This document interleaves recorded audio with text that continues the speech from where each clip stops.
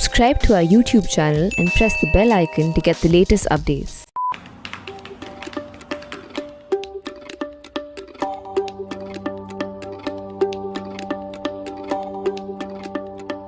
The law of sedition is a remnant of colonial times. Does India still need it 75 years after independence? That's the question that Chief Justice of India, N.V. Ramana, asked Modi government's Attorney General in Supreme Court last Thursday.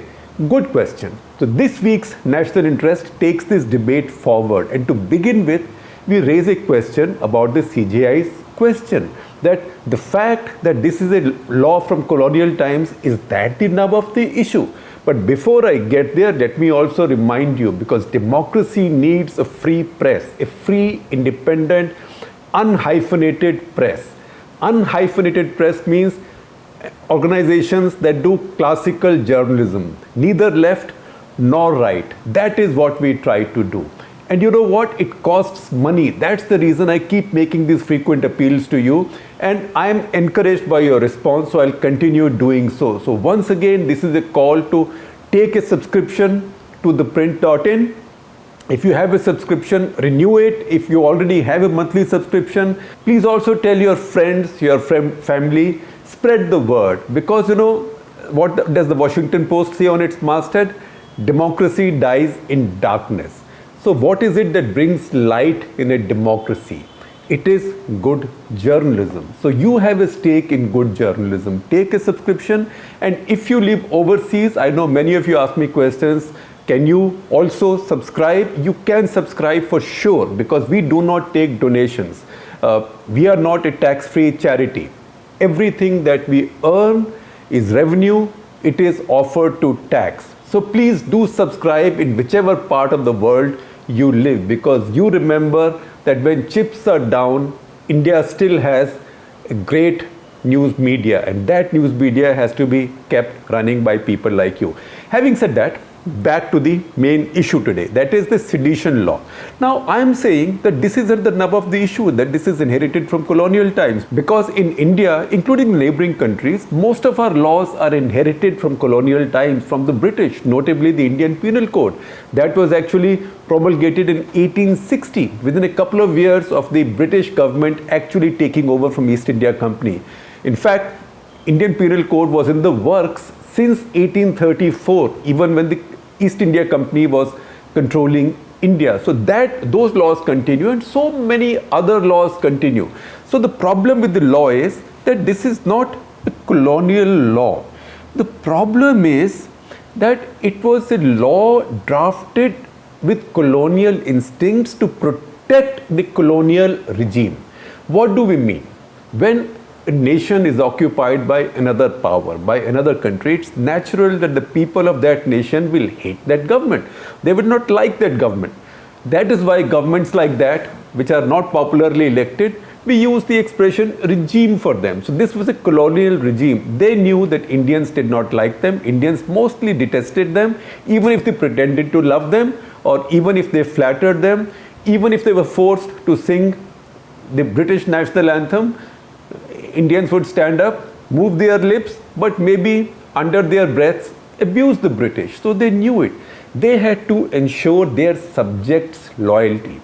So this sedition law was enacted, drafted to ensure their subjects' loyalty. Why did it target Gandhi? Because Gandhi was somebody who was not throwing stones, who was not firing bullets. He was giving you no opportunity to use violence on him or just send you to jail for a long time like that. But once you criminalized criticism of your government, then you had the power to shut people up. That is why this law was created. So law was created with colonial instincts and to protect a colonial rule. Now, words used in the law, that is spreading disaffection against the state, shouldn't be found in the statute of any half-decent democracy, and we are more than a half-decent democracy. Of course, if you do not like your government, as large number of Indians don't, at any point of time, you can criticize it, you can attack it, you can campaign against it, you can try to bring it down, you can try to defeat it. That's par for the course. That's normal even in a half-decent democracy, I said. And we take pride in being much better than a half-decent democracy. There's no such thing as a perfect democracy, nor are we, but we are pretty good. If an elected government, any party's elected government, needs a law to protect itself from its own people, it doesn't respect democracy. Don't confuse this for a partisan argument. I'm not saying that it's only the Modi government or the BJP government that does this. The fact is, everybody does it. This is a case of, if I may borrow the line from Arvind Kejriwal, जिसमें सब मिले हुए हैं. And I will tell you how. Because the sad truth in our country is that the only laws which find bipartisan support, where everybody votes in favor of the law, in a completely broken system where it's difficult to pass decent laws, the only laws that find bipartisan support are the worst laws. That is why no government under 14 prime ministerships over 75 years has repealed this law. Many of them have spoken about it, including Jawaharlal Nehru in 1951 or 52, I think he said should be repealed, but nobody has done it because they all use it at some point or the other. They find it useful. So here is the logic. I'm just taking a little digression. Here is the logic why in any publication under my editorship, and I have now been an editor of some kind of or the other for more than 30 years. At any publication that I have edited, I have banned. There are a few things that editors can do on a whim. So one thing that I've done is to ban the use of the word regime to any elected government in India. Because constitutional democracies elect governments. They never set up regimes. So no matter how angry you are, how bitter you are with the government, even if you write, space is available to you in the print to criticize the government in the strongest terms, but if you use the expression regime for the government, we'll edit it out. Because a regime means something else. A colonial power has a regime. A dictatorship has a regime. An elected government is a government. That's why regimes need wretched laws like these. Governments, elected governments, don't. Because where a government can criminalize criticism to protect itself, it is a modern day obscenity. It is not a colonial one. So that is our first argument. That the problem with the sedition law is not its colonial origins, but that in 2021 in a democracy, it is a modern day obscenity. That's why it should go. Over the decades, our democracy should have matured into understanding the distinction between the national interest and between the government interest or sarkari interest, because sarkar is not same as the government, because sarkars will come and sarkars will go. I just mentioned to you 14 prime ministers India has had. I didn't even count Charan Singh because he never faced a vote of confidence. So if you include him also, 15, but he couldn't have changed any law, so I counted 14. Now we should have known by now that the national interest and sarkari interest also often come into clash. So what is in the government's interest may not be in the best interest of your nation. That is the reason democracies are much stronger, much more resilient than dictatorships. Because in democracies, citizens are able to call out their government's flaws and also to prevent blunders. In a dictatorship, nobody has a choice. Can anybody in China get up and say, hey Xi Jinping, what are you doing? Can somebody even tweet criticizing him on the Chinese version of Twitter? I think it's called Weibo. So the citizens who call out their government or who prevent its blunders in a democracy, they are as patriotic as the rest. It is just that they are smarter than the rest and also braver than the rest. That is public opinion. You got to live with it. Can you, on the other hand, use a law which includes punishment that goes right up to life imprisonment, along with a stigma that would last a lifetime, to silence these critics? That is why it's an obscenity. Now, I will give you examples from various places. This is a multi-partisan argument. It's not a partisan argument. In Uttar Pradesh, the government filed a sedition case against journalists, including Rajdeep Sardesai, Mrinal Pandey. She's much more senior to us. Sedition cases against them for merely tweeting that a farm protester had died of police firing. Whereas the post-mortem, the autopsy later indicated that he had perhaps died accidentally because his tractor overturned, and the autopsy says they did not find a bullet injury. So even if there was an inaccuracy, did it make for a case of sedition? particularly when the journalists had already either deleted or regretted or corrected what they had said. And if at all you thought that this was going to incite more trouble, then there are simple sections like 505 of IPC available. Why didn't you invoke it? You don't invoke it because those are easily bailable.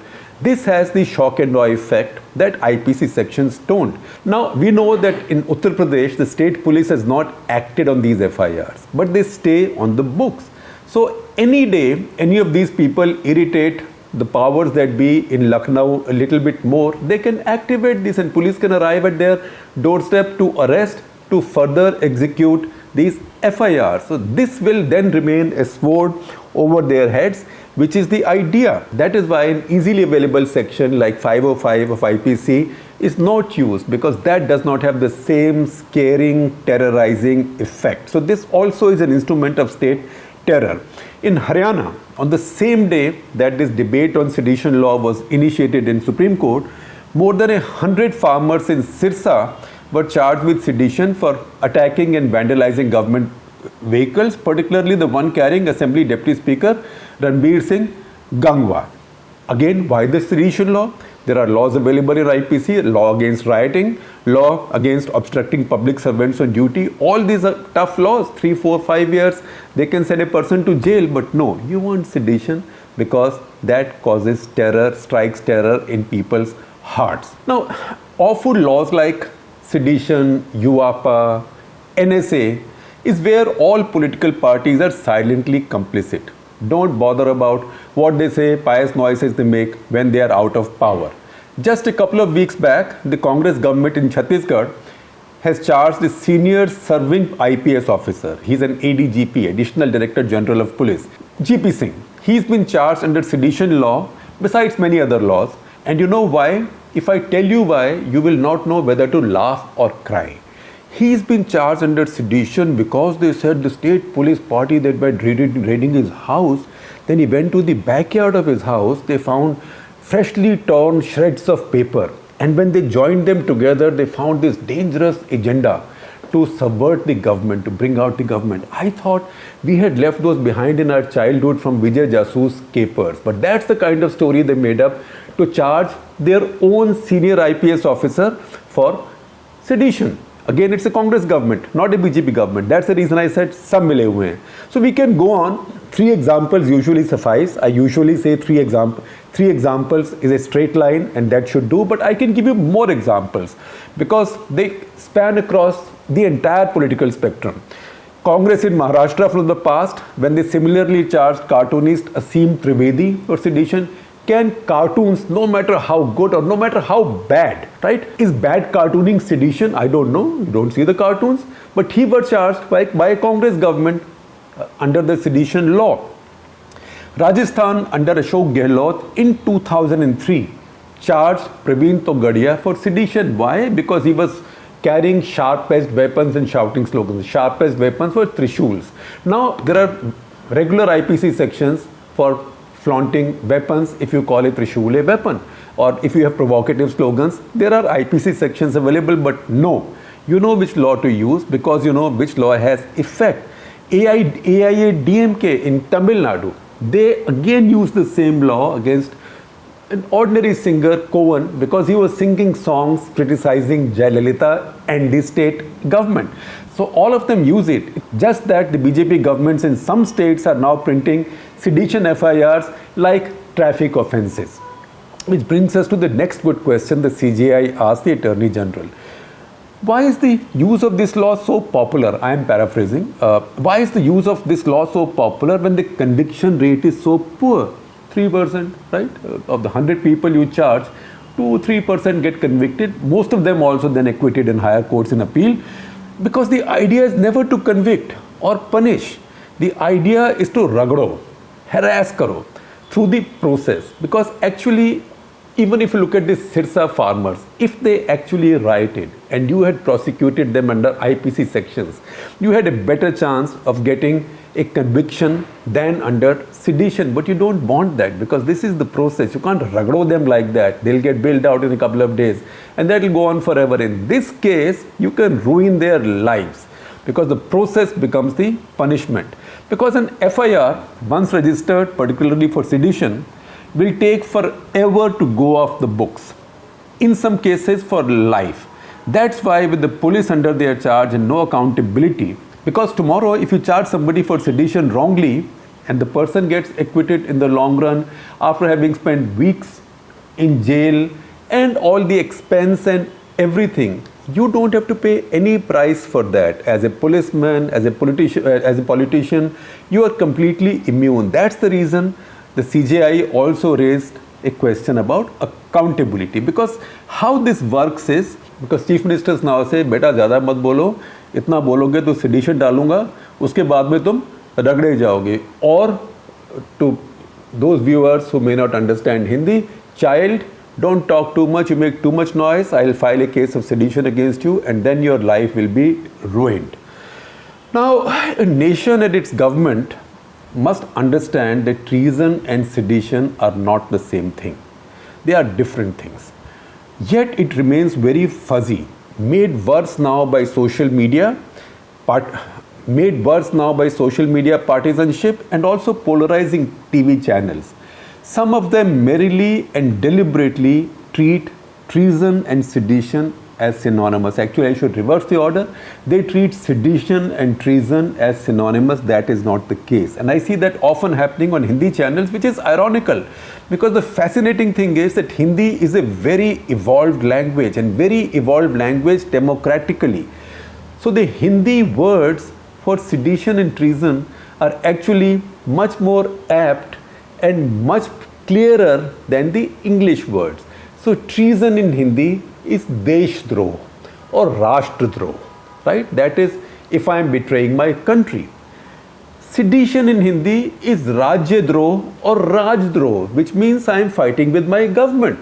You cannot put both of these in the same box, but this is now being lost in the noise of our hyper-partisan debate. The British abolished this law in 2009 in Britain, although in the decades before that it was hardly ever used, if at all. But we cling to it. Not just in India, but in our adjoining countries also, which inherited their legal system from the British. You know why? Because for any underperforming government or leader, the first defense is, देश खतरे में है, पहले उसका मुझे ध्यान रखने दो, उसके बाद मुझे बोलना. The country is in danger, let me deal with that, then you talk about performance and all that. In fact, Gully Boy, the movie that Zoya Akhtar made, the lyricist there got it just right in one of his rap songs, which had that line, 2017 है, देश को खतरा है, मार दो, काट दो, etc. etc. जो बोलता है उसको मार काट के ख़त्म कर दो, because it is 2017 and my country is imperiled. So anybody who protests, anybody who makes noise, shut them up. It is easy therefore to understand why the governments so love it. It helps them conflate themselves with the nation. Remember how angry we still get 45 years later, because D.K. Barua, then president of Congress party, raised that slogan, Indra is India, India is Indra. What keeps playing out all the time with this love of the sedition law is a derivative of that mindset, never mind who the leader is. But we also must note some progress. When the CJI raised this question that day, Attorney General of India, who was present, he did not immediately defend the law. He did not say everything is all right with the law. That is progress. He said that, look, the law should not be struck down, but you should issue guidelines so it cannot be misused. So that's also an admission that the law is being misused. But all this will not work, because Supreme Court has read down this law many times. There was the 1962 Kedarnath Singh case, in the 1995 Balbant Singh case. In fact, it was based on slogans raised after Mrs. Gandhi's assassination in support of Khalistan, against the Hindus, etc., etc. And yet the Supreme Court said those slogans are bad, but that doesn't mean shouting a few slogans does not mean that somebody is trying to damage the nation. And that's why in both those judgments they read down the law. Before that, many high courts have struck down the law, but Supreme Court sustained it in 1962. So in spite of all that, it's being misused. No guidelines will work now. This law is an abomination in 2021. It must go. Which takes me back to a conversation more than 30 years ago in a village about 50 kilometers out of Peshawar in Pakistan on way to Khyber Pass. These are tribal areas where usually, in the best of times, foreigners were not allowed to go. But sometimes you were able to get a permit and go to this area. So we sat in a shop. I was traveling in Pakistan for India Today then. I think it must have been 1989 or 1990 with Prashant Panjyar, a brilliant photographer. And we sat down in a shop just chatting, and the shopkeeper, who said he was a congressman, Congressy means a supporter of Awami National Party, which means a follower of Bacha Khan or Khan Abdul Ghaffar Khan, then his son Khan Bali Khan. And he said, ये क्या पाकिस्तान में होता है, अगर आप ज़्यादा बोलोगे, बोलो नहीं, मुंह मत खोलो, अगर बोलोगे तो पाकिस्तान टूट जाएगा, अगर बोलोगे तो इस्लाम टूट जाएगा. And then he said mockingly, अरे शीशे का बना है क्या मेरा पाकिस्तान, अरे शीशे का बना है क्या मेरा इस्लाम कि किसी के बोलने से टूट जाएगा. Now that was a very important lesson, and that's the kind of question I'm suggesting in conclusion that Chief Justice of India should be asking the Attorney General about India at the next hearing. कि शीशे का बना है क्या मेरा India? Is my India made of porcelain that this will shatter just because somebody shouts slogans too loudly at it?